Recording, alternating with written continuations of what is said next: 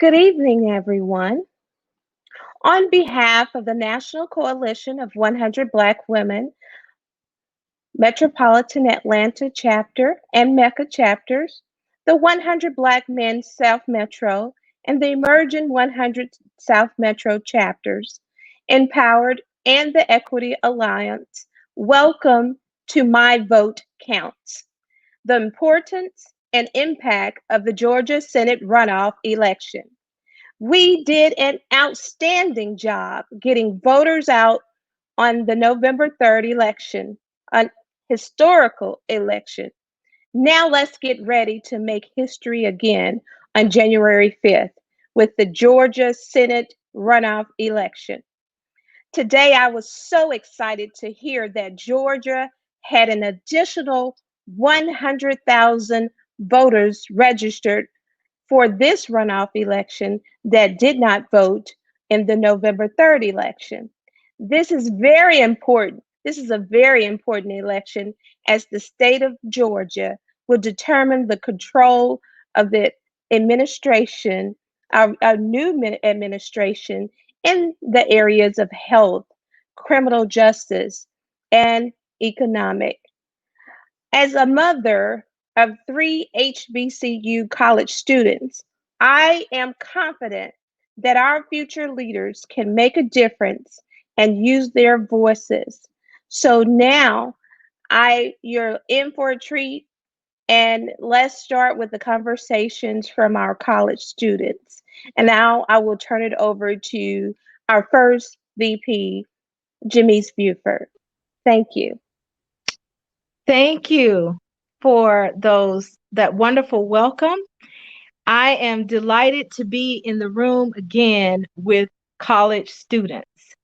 And I want to take the viewers down just a brief, I guess you could say, backstory of how we got here. It was Wednesday, October the 28th. Wasn't it as cold as it is tonight?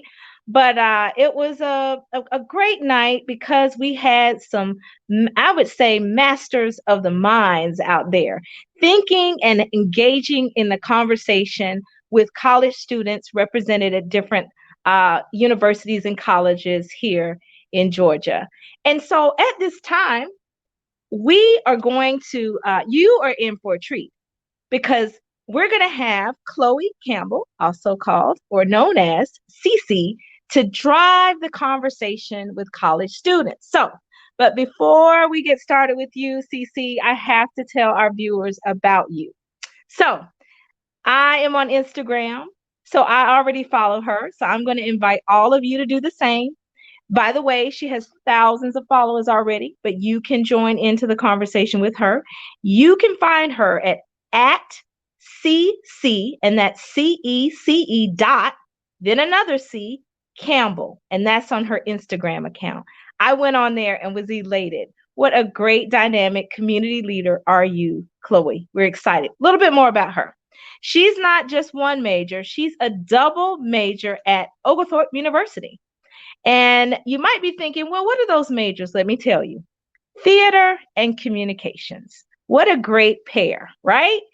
So, without further ado, let me introduce to some of you and present to everyone here live on the stream Chloe, also known as Cece Campbell. So, let's get this conversation started. Thanks. Hi, Jimmy's for introducing me, and I want to go around. And first, I got such a wonderful introduction, so I want to go around and give my panelists the chance to introduce themselves. We'll start with Gia. Hi, Sissy. Hi, everyone. First, I would just like to say thank you for bringing me on. And my name is Gia Tejeda. I'm a sophomore economics major, management and organization minor at Spelman College. And I'm also the founder of All Things College, which advocates for quality education by informing both the parent and the student on the importance of college readiness, standardized test prep, scholarships, and overall just creating a competitive applicant.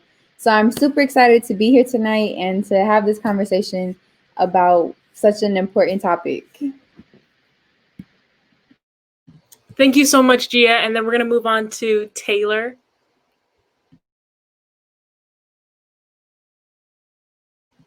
Oh, I'm sorry, I misspoke. We're going to move on to Haley for at the moment.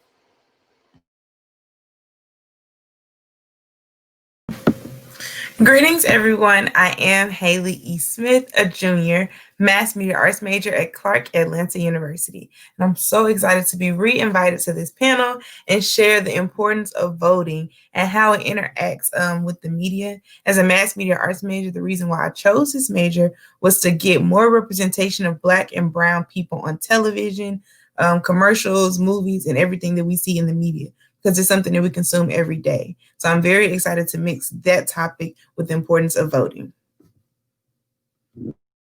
You make a wonderful point, and I completely agree with you. Next, we're going to have Joelle. Hello, everyone, and thank you so much for having me, Cece. I am Joel from Nord, and I'm currently a third-year international business major at Clark Atlanta University, and I serve as the vice president of Alpha Phi Alpha Fraternity Incorporated, Alpha Phi Chapter. And I would like to say thank you to the National Coalition of 100 Black Women, Metropolitan Atlanta Chapter, as well as the Emerging 100 for having me here today. It's important we talk about voting. It's even more important to make sure we get as many people as possible to vote, because this election is crucial. Yes, this is why I love this conversation that we're having. And I believe this is all my panelists that I have. So we're going to go ahead and get started. I thought it'd be really interesting to start the conversation off with you guys and focusing the attention on us as college students. So we all have been living in the repercussions of COVID with Zoom classes and socially distanced gatherings, but during the political season, we struggle to stay well engaged with political campaigns and policies of those that are running for office. So my first question would be for the panelists, and that would be, how can we make sure college students can get engaged with political campaigns and policies of those running for office? And I'm going to head this one over to my girl, Gia. Thanks, Cece. So I think being in virtual, being COVID and quarantine, and being 100% virtual has definitely been challenging, to say the least.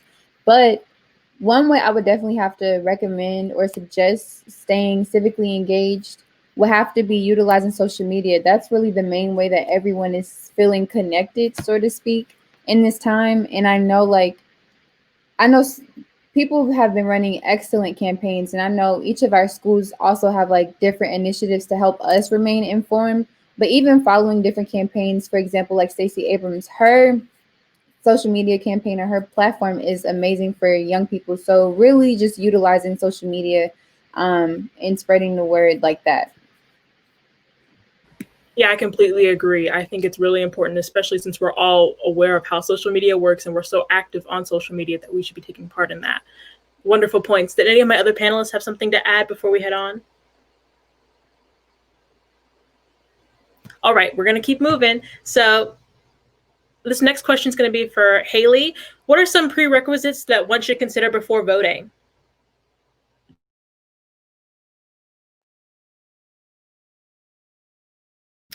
Oh no, I'm so sorry. We cannot hear you.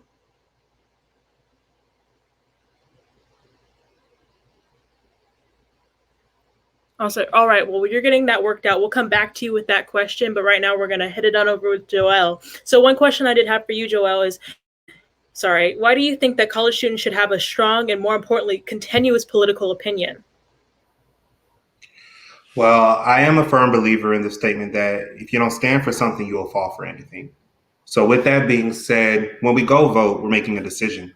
And decisions, when informed, are driven by our opinions. They're driven by the information we've taken, our beliefs, and foundation of faith we've made based on what we know. So if you don't have a strong political opinion, either you've decided to not make yourself an active member of your community and aware of the issues going on within your community, or you're simply misinformed. And either situation makes it dire, because then when any crises or anything is going on in your community that needs your input becomes less trustworthy and less guided towards a direction of progress, due to the simple fact you decided not to be informed or decided not to have an opinion on something where your opinion actually matters, or else what's the point? I completely agree with you. I was talking to one of my friends the other day, and I was like, really thinking about the fact that our voice doesn't get created until we form those opinions and we make them publicly known, that we stand where we stand and we stand strongly in where we stand. Haley, what makes us special, and they're what makes us individuals. That's all. Yes, you are saying nothing less than the truth right now. Haley, were you able to fix that audio? No, unfortunately, we still can't hear you. We can still come back to you as we head on.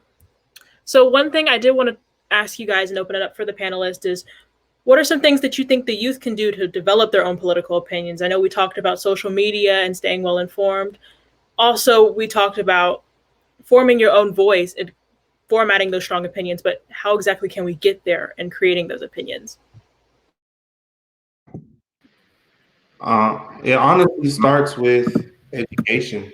It starts with finding ways to engage yourself. First, you have to ask yourself what matters to you, whether that be healthcare, whether that be gun control, whether that be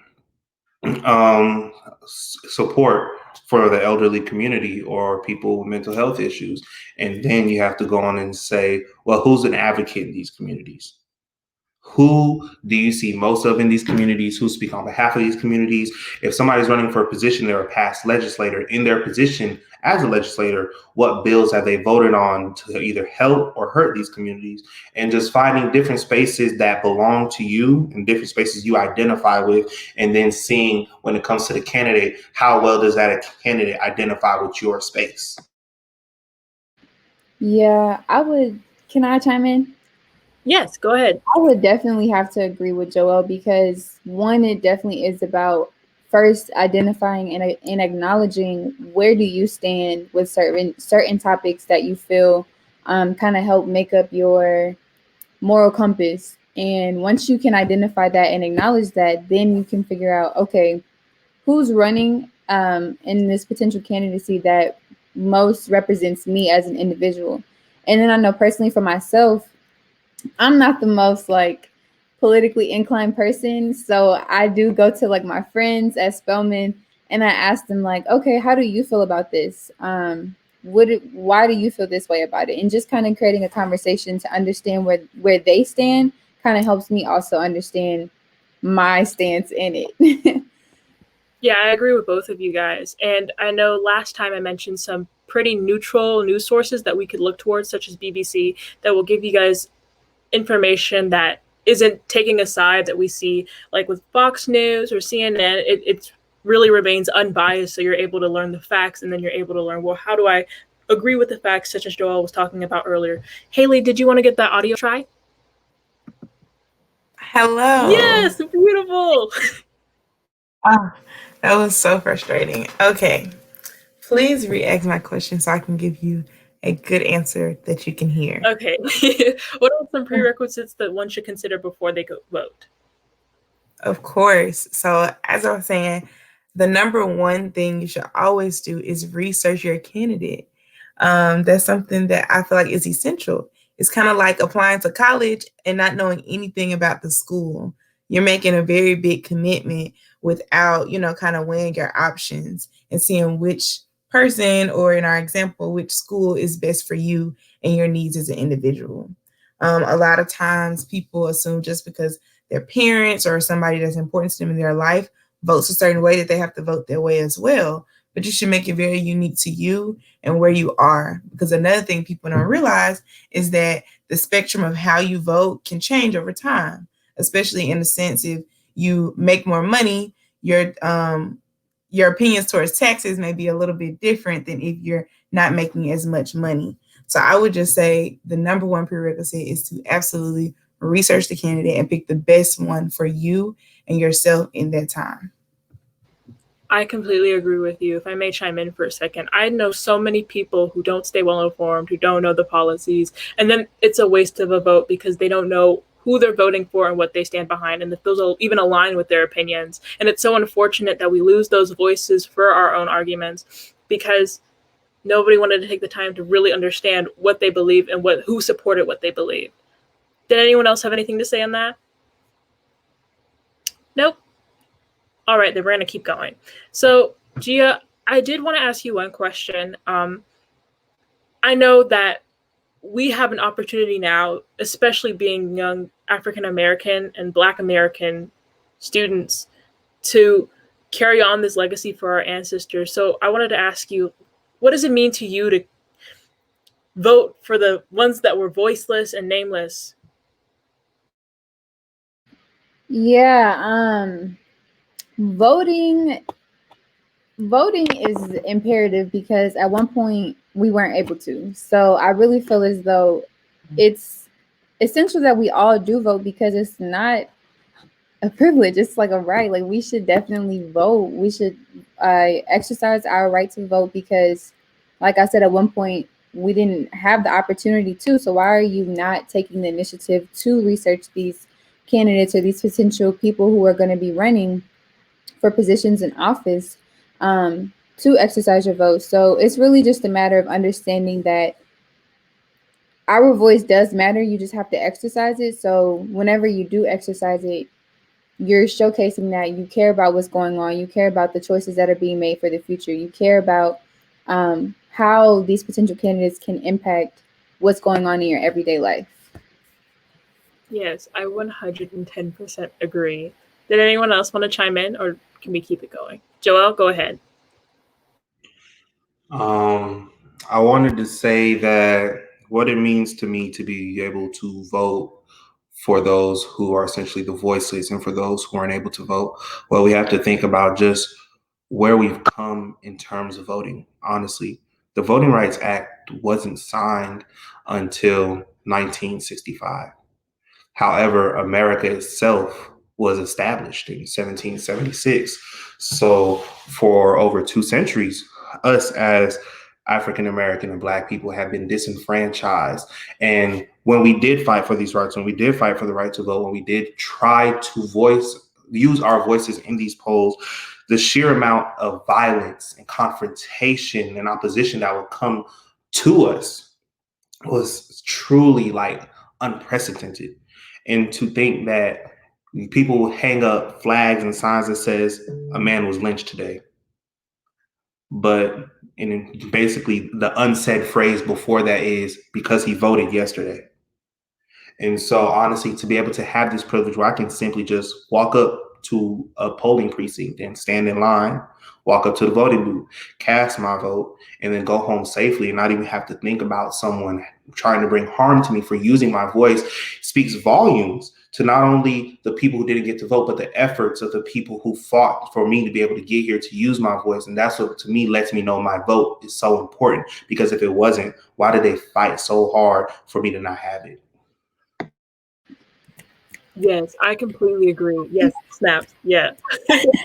I completely agree. And I mean, while we like to think that it is, 1965 was not a long time ago. It really wasn't. And to this day, people are still being lynched and still being innocently killed for no reason, no justification outside of the color of their skin. And I like to believe that we have to speak on their behalf as well and get them the justice through creating our own voices as well. Haley, did you want to chime in before we head on? All right, they're going to keep it pushing. So I know we talked about, oh, I'm sorry, did you want to speak? Okay, we're going to keep it going then. So I know we mentioned earlier about how we can get involved with social media, and that's how we can really push political campaigns and policies of officials running for office. But Joel, I wanted to ask if you think there was anything else more specifically that we could do to increase the involvement of the youth and the young adults in this political process. Honestly, I feel the burden often we place it on the youth and young adults to get engaged. However, we often neglect the fact that just like every other voter, youth and young adults are voters. And rather than have us, like when somebody wants something, like when you want something, you go out and get it, right? So why is it that when it comes to elections, they expect us to go out and get the candidates rather than the candidates come to us? If we want youth and young adults to be more engaged, I do think that candidates and people who represent candidates, as well as the entities who want us to vote in favor of candidates that are in favor of them, need to do more to reach out to us. We're not hard to find. We're on every social media platform there is that exists. Not only that, we're in schools, Not only that, we go to church too. There are multiple places and ways and avenues and channels they can go in order to reach us as youth and young adults. And I would just say that if they truly want us to be engaged and active, then they must first show us that they are a cause worth fighting for. Show me that you stand for lowering the student national loan debt. Show me that you stand for climate change. Show me that you stand for gun control, and that with you in control, I don't have to worry about going to school and not making it home after leaving my class. Show me that you are the one for me, rather than leaving me here thinking, I wonder who I'm going to vote for this season. Because I'm not the one running. You're the one who's promising me change, and I'm giving you that power. So show us, be there for us, be with us, and then you will see youth and young adults respond in a way we've never seen them respond before. You make some excellent points. You brought up something that I really wanted to touch on, and that's just going out and getting that information. And I think that's the thing that really holds us back as college students. I've seen so many videos, and it's so unfortunate when you see people who are our age that think their voice just doesn't matter, or they don't have any say, or they don't change. And it's that type of negligence to do the research that really puts us at a default and puts us at a discord with how we can get change for our group and for our community. Haley, did you want to, or Gia, did you have anything you wanted to add before we head on? No, Joel said that perfectly. I think so too. Yeah. So this question is going to go out to Haley. And I know that I touched on earlier, there are a lot of misinformation that comes, especially with biased media outlets that we see, such as CNN, such as Fox News, that sort of lean towards one way, and it makes it hard to sort of look at the problems in a very broad scope. So I want you to talk about, how do we know what to believe during an election? Yeah, of course. So I would say an easy way to determine if something is true or not is it's like 3 little things that I always do. So if I see it once, I probably won't believe it.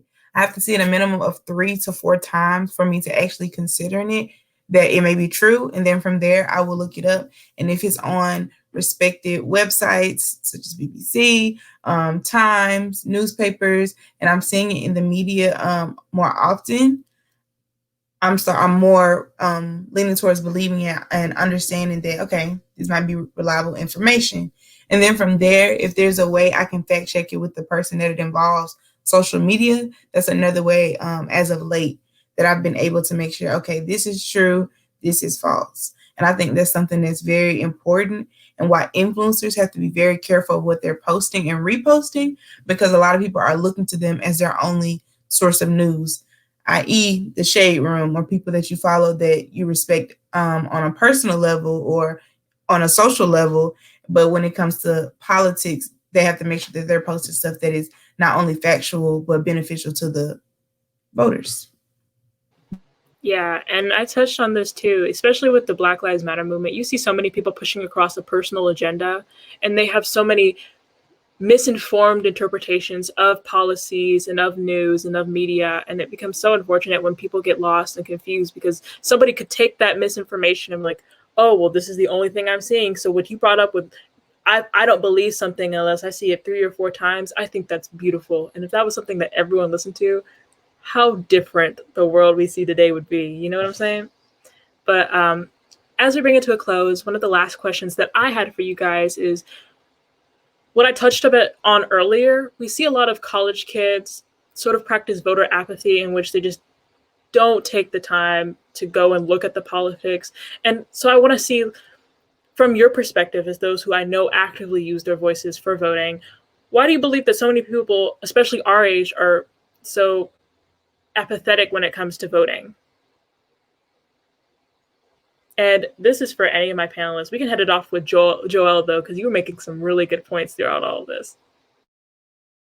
I really wanted you to repeat the question again. You kind of broke up as you were saying. I'm so sorry. So more specifically, why are so many people so apathetic when it comes to voting, especially students our age?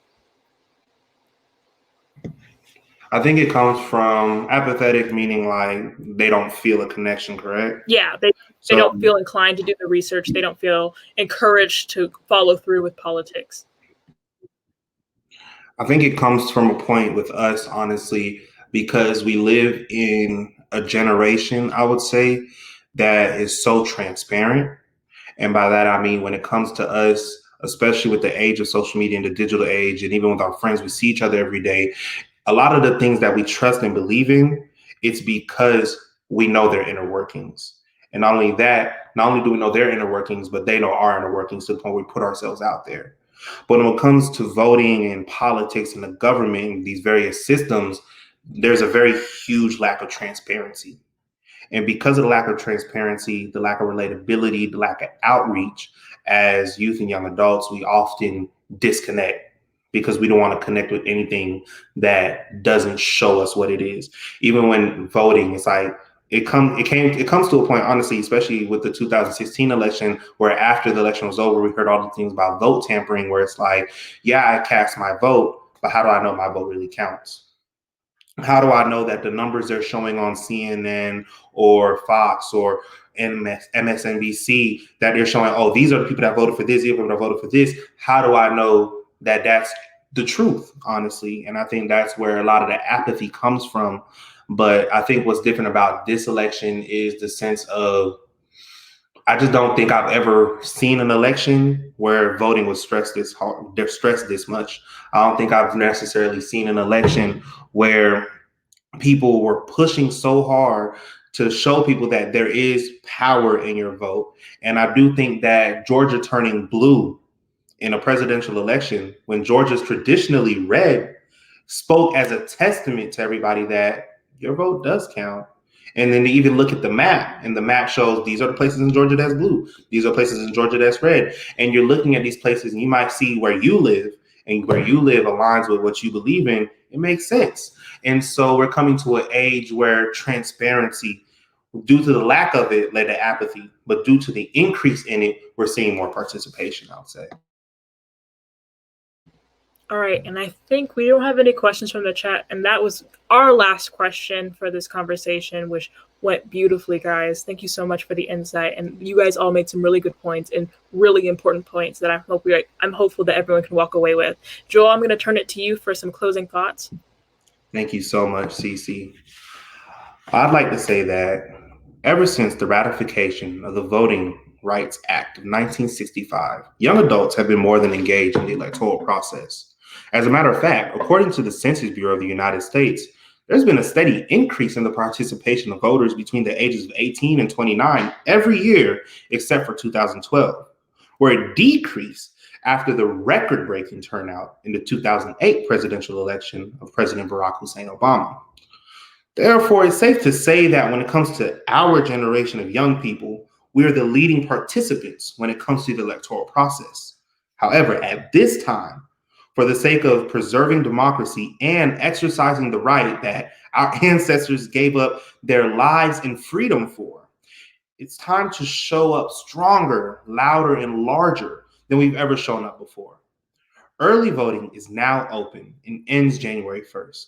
The official election itself ends January 5th. So, if you haven't already, please go to vote.org, and after checking your voter registration status, either request an absentee ballot or search up voting precincts near you and then challenge a friend to do the same.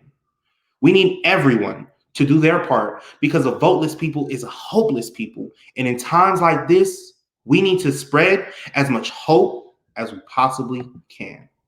Thank you. You were speaking straight facts. That was beautiful. Wonderfully said. And so I just want to say that this has been such an honor to speak to all of you guys. You guys are so well educated and you guys are so well informative. And I'm really appreciative of this opportunity that I had to work with all of you guys. It's been wonderful. And I just want to say thank you to Mr. Jones and Mr. Estes and Ms. Dover and Ms. Buford for giving us all this opportunity. Yes, a round of applause, silent from me too. Just thank you so much for giving us this opportunity. I don't know how else I would be able to get my voice across in such an influential way. So thank you guys so much. And I'm sure my panelists feel the same. I wanted to thank Ms. Buford for giving me this opportunity and for coaching me and for helping me out. And now I want to turn it over to the president of the MECCA chapter of the National Coalition of 100 Black Women Incorporated, Ms. Paula. Cece, this was an awesome conversation. I got to tell you, you guys knock it out the park every single time.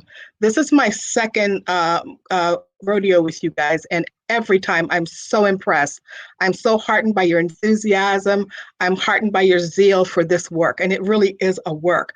I don't even know how I followed Joel because he was so on point and so just exact in his delivery at the end, because what a year to know that your vote counts. You turned the state blue. You did that. We didn't do that. You did that. And so we are so happy to see everyone so engaged. My takeaways were the things that you said, remaining informed. That is so important, formulating your own opinion. And I watch you guys just grow into these opinions, doing your own research, finding your own voice, because your voice is your vote and your vote counts. And more than ever this year, you gotta know that it's true. I don't think we'll ever have to convince anyone again, especially in Georgia, that your vote actually counts. So I thank you. I want to thank the panelists. You guys were absolutely wonderful. I'd love to thank Joel. He is always awesome. Haley, thank you so much. Your voice is unique, and I love to listen to your words. And Gia, you are so amazing. Tejeda, I think I said it right this time, Gia. You guys are so great. I absolutely enjoy this conversation. I'm always a little nervous when I come here, and then when I sit with you guys, I feel so at home listening to your voices. I feel like the future is in good hands. I want to thank Cece. I don't even believe you needed coaching because you were awesome. I want to thank you so much from the bottom of my heart. I want to thank the Emerging 100 for putting this all together and handling this in such a wonderful way. Now, this is not over. The next session begins after this video. Thank you.